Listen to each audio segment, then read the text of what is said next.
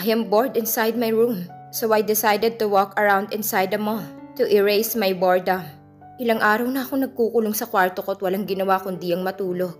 Wala pa akong bagong misyon kaya hindi pa ako nagpupunta sa headquarter ng BIS. Wala nang pasok ang school kung saan ako nagtuturo ng self-defense sa mga bata because they are having a field trip. Sa Friday pa ulit ang pasok ko. Isang simpleng white sleeveless dress na may mga silver beads na nakakalat sa may bandang dibdib ang aking suot. Umabot lamang sa aking mga tuhod ang suot kong dress, kaya na-expose ang mga binti kong mapuputi at magagandang hugis. Pagkatapos ay sumakay na ako sa kotse ko para magpunta sa mall. I always wore long pants kaya mas madalas ay nakatago ang binti ko.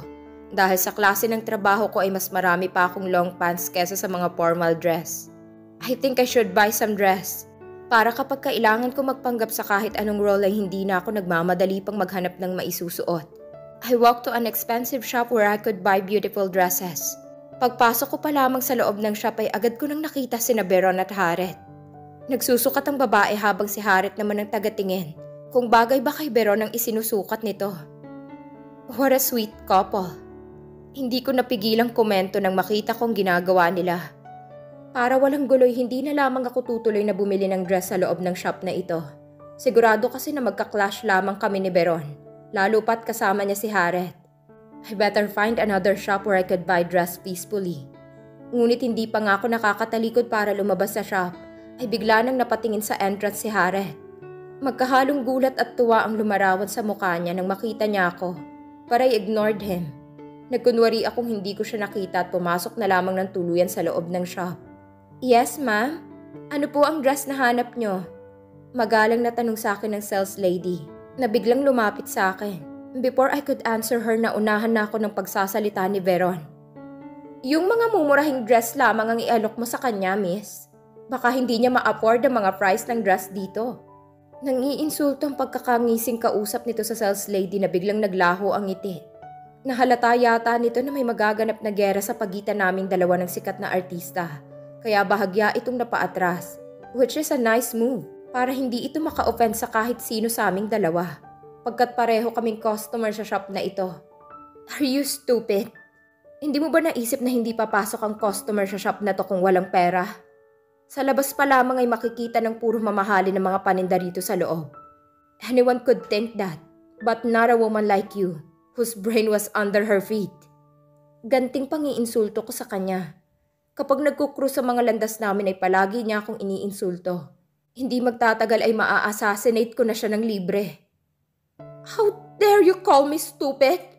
Galit na wika ni Beron. Umangat ang kamay nito at akmang sasampalin ako. Ngunit mabilis kong nasalag ang kanyang kamay at hinawakan ko ng mariin. Huwag mong ubusin ang pasensya ko, lady. Baka hindi mo magustuhan ang gagawin ko sa'yo. Naiinis na banta ako sa kanya. Ayokong makapag-away sa kanya tuwing magkikita kami. Ngunit ayaw niya akong tigilan. Huwag po kayong mag-away dito sa loob ng shop, ma'am. Mapapagalitan po ako ng may-ari. Natatarantang awat sa amin ng sales lady. You're lucky that this sales lady saved you. Dahil kung hindi, baka binalian na kita ng buto.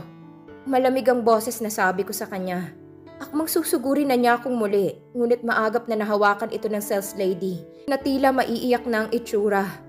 Masisisante ito kapag nalaman ng may-ari na may nag-aaway na dalawang babae sa loob ng shop nito.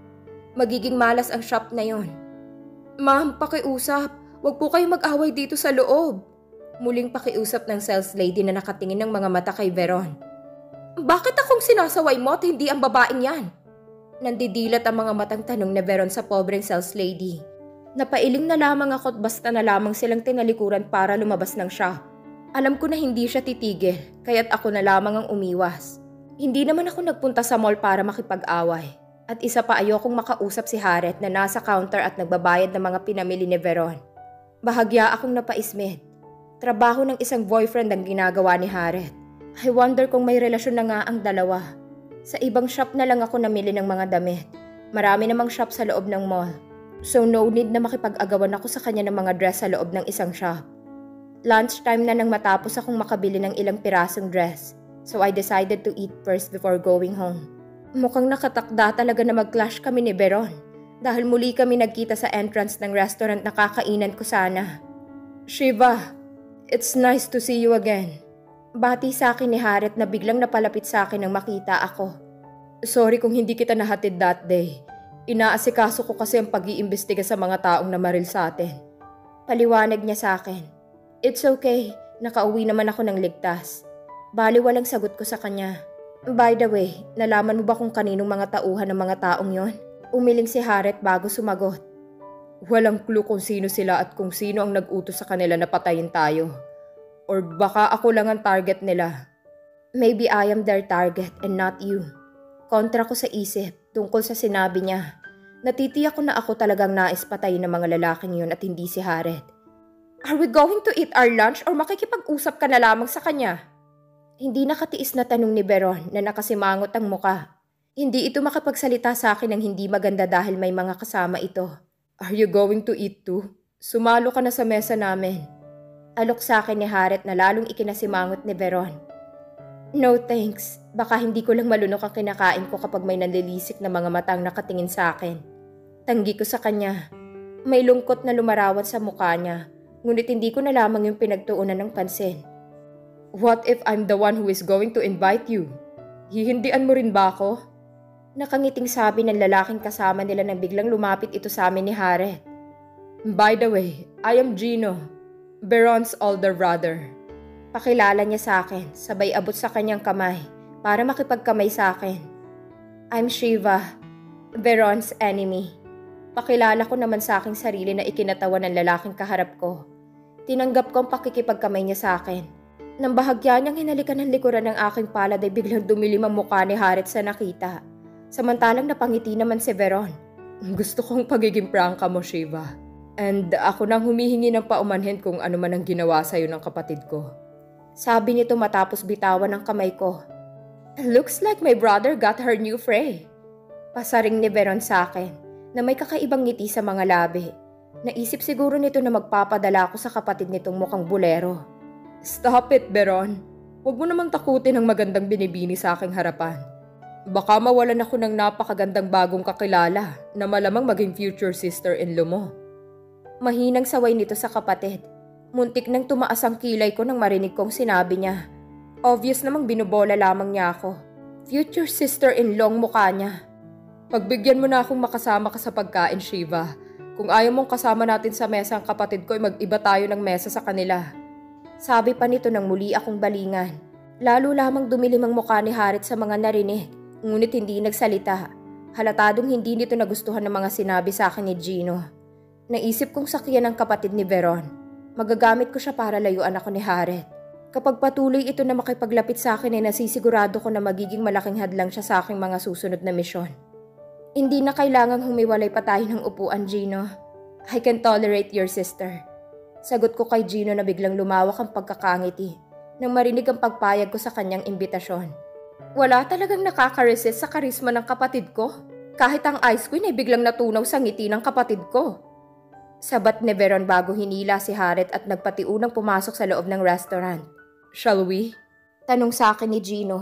Iniisip siguro nito na tama ang sinabi ni Vida na hindi ako nakatanggi sa alok niya dahil sa kanyang karisma. Lihim na lamang akong napaismid at napipilitang ikinawit ang aking braso sa inaalok niyang braso.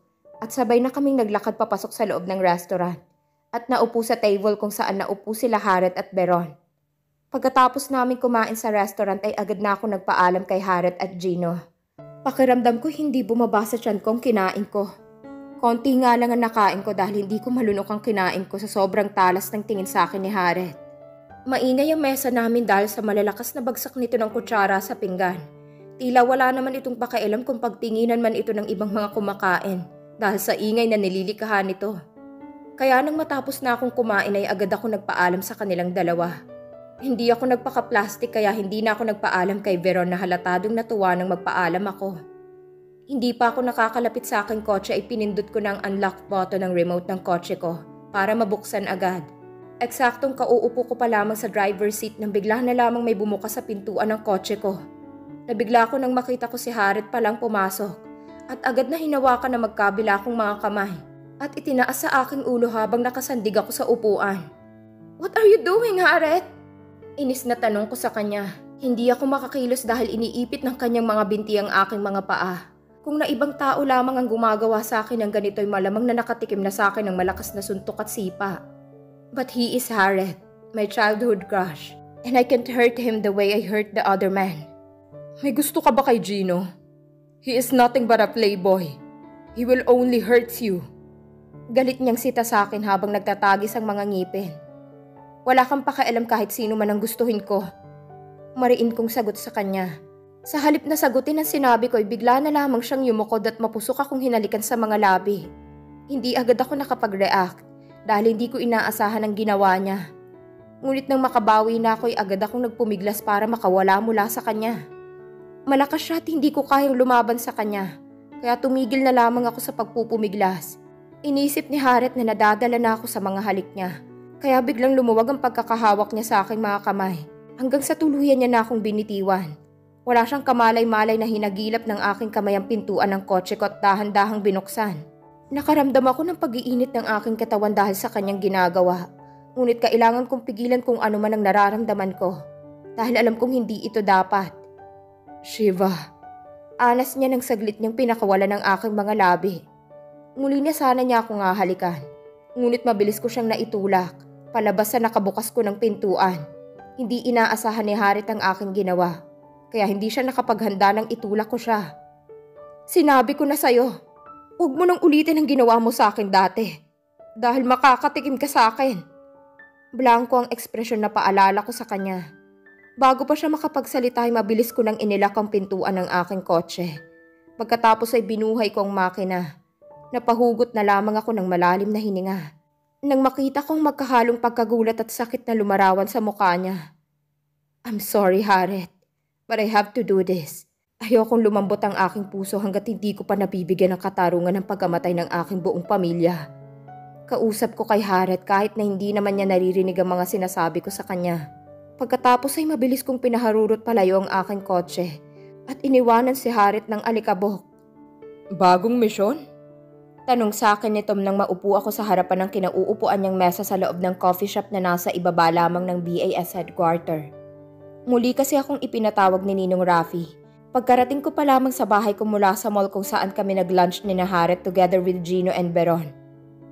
I think yes. Yan lang naman ang dahilan kung bakit ako ipinapatawag. Unlike you na nandito ang work kaya araw-araw ka nandito. Sagot ko sa kanya matapos kong magkibit ng balikat. I wondering kung sino ang dahilan at pumasok ka sa trabahong ito, siya. Mukha ka namang hindi masaya sa ginagawa mo. I don't believe na dahil sa pera, na gusto mong kumita ng malaki kaya ka pumasok sa BAS. What is the reason why you joined this organization? Curious na tanong sa akin nito. Magmula nang makilala ko siya ay ngayon pa lamang ang pinakamahabang oras na nag-usap kami. Revenge. Iyan ang dahilan kung bakit ako pumasok sa BAS.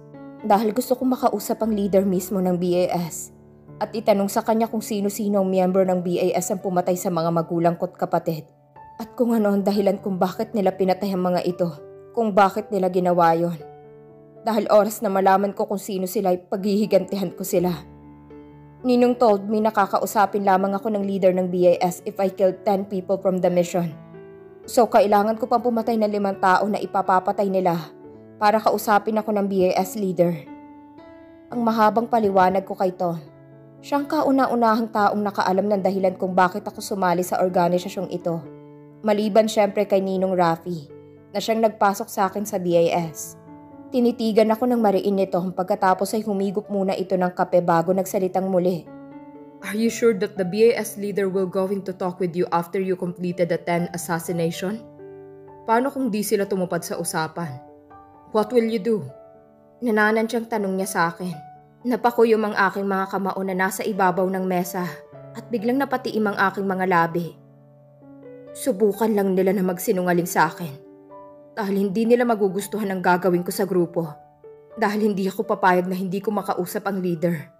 I will talk with him no matter what. By hook or by crook. Pabagsak na ilalapag ko sa ibabaw ng mesa ang puting folder ng aking next target. Matapos kong makita ang picture. Isang babaeng mabait ang itsura ng muka. At nakangiti ng matamis. Habang nakahawak sa balikat ng 2 anak na babae ang aking target. Si Mrs. Malu Madrigal. Sa unang pagkakataon ay tinanggihan ko ang misyon. Alam ko na dapat hindi ako tumanggi. dahil magiging dagdag siya sa bilang ng mga na-assassinate ko. Ngunit hindi ko maatim na pumatay ng isang ina. Maaalala ko lamang ang aking ina kapag nakaharap ko na si Mrs. Madrigal. At natitiyak ko na magdadalawang isip ako na gawin ang aking misyon. Listen, Shiva. Basahin mo muna ang report tungkol sa kanya at sa mga pinaggagawa niya bago ka magdesisyon na tanggihan ang misyon na ito. I'm sure kapag nabasa mo na ang files niya ay magbabago ang isip mo. Pangungumbinsi sa akin ni Ninong Rafi. Dalhin mo sa bahay mong folder na yan at basahin mong nilalaman. I will give you 24 hours to think whether you will accept this mission or not. Tiningnan ko na masama si Ninong Rafi. He knows that I wouldn't do the mission, but he still gave it to me. Pahablot na kinuha ko ang folder at walang paalam na lumabas ng opisina niya. Sa halip na dumiretso sa bahay ay sa mini-gym na nasa loob ng building ako dumiretso. Mainit ang ulo. Wala ako sa mood kaya gusto kong ilabas ang nararamdaman ko. Ang sabi ni Ninong Rafi ay bibigyan niya ako ng 24 hours para mag-isip kung tatanggapin ko ba ang trabaho o hindi. Ngunit alam naman niya na hindi pwedeng tumanggi ang isang assassin na katulad ko sa misyon na ibinibigay sa amin. We should do the job whether we like it or not. Dahil may karampatang parusa kapag tinanggihan namin ang isang misyon. Hindi naman ako natatakot maparusahan ako. Kundi nag-aalala lang ako na baka makasira sa records ko kapag hindi ko ginawa ang trabahong ito. At baka kahit na maabot ko ang kota ko to meet the BAS leader, ay hindi pa rin niya ako harapin. Hello, Shiva. Wanna fights with me? Nangahamon ng boses na tanong sa akin ni Manolo nang makita niya akong pumasok sa loob ng mini-gym. Nasa itaas ito ng ring at nakasuot ng boxing gloves. Mukhang katatapos pa lamang nitong makipag-sparring sa isa sa mga kasamahan namin dahil naliligo pa ito sa pawis. Next time, ayokong makipaglaban sa'yo na puno ng pawis. Madidistract lamang ako dahil sa amoy ng pawis mo. Sagot ko sa kanya. Pagkatapos ay dumiretso ako sa mga lagayan ng punching bag. Ang boxing bag na lamang ang pagbubuntunan ko ng inis na nararamdaman ko ngayon. Ang sabihin mo ay natatakot ka lamang na harapin ako, di ba? You're such a coward.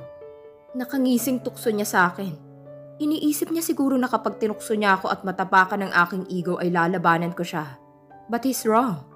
Ayoko talaga makipag-sparring sa katulad niya na puno ng pawis. I don't like the smell of men's sweat.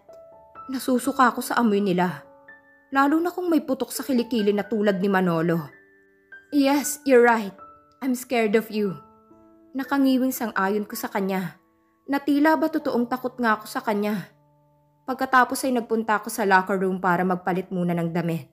Bago ako magsuot ng boxing gloves. Isang black na boxing sando at fit na jogging pants ang isinuot ko. Para mas komportable akong gumalaw. Paglabas ko sa locker room ay muntik na akong matamaan ng sipa ni Manolo na nagtatago pala sa gilid ng pintuan at naghihintay sa paglabas ko. Mabuti na lamang at mabilis ang aming reflexes, kaya agad akong napailag sa ginawa niyang pag-atake. Nagtatanong ang mga matang tinapunan ko siya ng masamang tingin.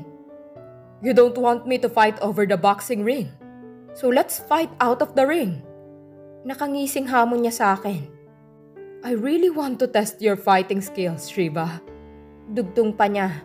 Napailing ako at hindi ko siya pinansin. He kicks me again in succession. And once again I successfully avoided his attack. Bawat pag-atake niya sa akin ay inilagan ko lamang siya. Kaya mas lalo lamang siyang nanggigigil na matamaan ako. He attacked me again. But this time he uses his hands. Wala akong choice kundi labanan siya dahil alam kong hindi niya ako titigilan. Hanggat hindi niya ako natatalo. But I am smarter than him. Nang pinakawalan niya ang isang suntok papunta sa leeg ko ay bahagya akong umilag at tumagilid. Pagkatapos ay hinuli ko ang kanyang braso sa pamamagitan ng aking leeg at inipit. At bago pa siya muling makaatake sa akin ay mabilis akong yumuko habang nakaipit ang kanyang braso sa aking leeg. At patalikod ko siyang sinipa sa kanyang ulo na sinabayan ko ng malakas na pagtulak sa kanyang dibdib gamit ang isa kong palad. Napaatras siya sa ginawa kong depensa at nagtatagis ang mga ngipin na muli niya akong sinugod. Hindi ko na hinayaang makalapit siya sa akin dahil sinalubong ko siya ng malakas na sipa gamit ang aking dalawang paa. Manolo is quick kaya nahuli niya ang aking dalawang paa. Ngunit kung iniisip niya na matatalo niya ako dahil nahuli niya ang aking dalawang paa, ay nagkakamali siya. Dahil nakabaliktad ako kaya hinawakan ko ng mahigpit ang dalawa niyang binti at hinugot ng malakas para mawalan siya ng balance. Natumba siya at napailalim ako sa kanya. Agad kong ipinulupot sa leeg niya ang aking mga binti. Samantalang ipinulupot din niya ang kanyang mga binti sa aking leeg. Nagsukatan kami ng lakas na para bang hindi ako isang babae at hindi naman siya isang lalaki. Kapag makita kami ng mga ordinaryong tao at hindi nakakakilala sa amin ay iisipin nila na bakla si Manolo dahil pinatulan niya ang isang babaeng katulad ko. Para sa akin ay patas lang ang laban dahil pareho kaming hindi na makakilos mula sa pagkakapilipit ng aming mga leeg sa binti ng isa't isa. Pero dahil may lihim na galit sa akin si Manolo, kaya bigla siyang naglabas ng kutsilyo na nakatago sa likuran niya.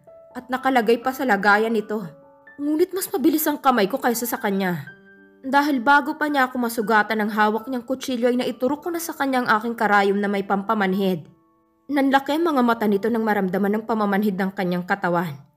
Nang maramdaman ko ang pagluwag ng kanyang mga binti sa pagkakaipit sa leeg ko ay mabilis ko siyang itinulak para makawala ako sa kanya.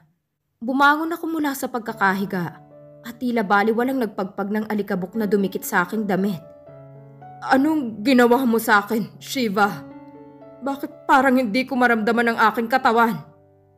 Para akong nakalutang. Galit na tanong niya sa akin habang nananatiling nakahiga sa sahig. Wala naman. Tinurukan lang naman kita ng aking karayom para maparalyze ka ng 3 oras. Kaya magpahinga ka muna dyan at matulog dahil 3 hours pa bago mawala ang bisa ng aking gamot. Paliwanag ko sa kanya bago ko siya tinalikuran. Ngunit agad din akong napaharap sa kanya nang bigla akong may naalala. By the way, kapag malapit nang mawala ang bisa ng gamot ay ilang minuto kang makakaramdam ng sakit. So just endure it, okay? Shiva, makakaganti rin ako sa'yo bahalang araw. Galit na sigaw niya. Bumalik ako sa locker room at muling nagpalit ng dati kong damit. Nailabas ko ng mabigat na bagay na nasa dibdib ko, kaya uuwi na ako.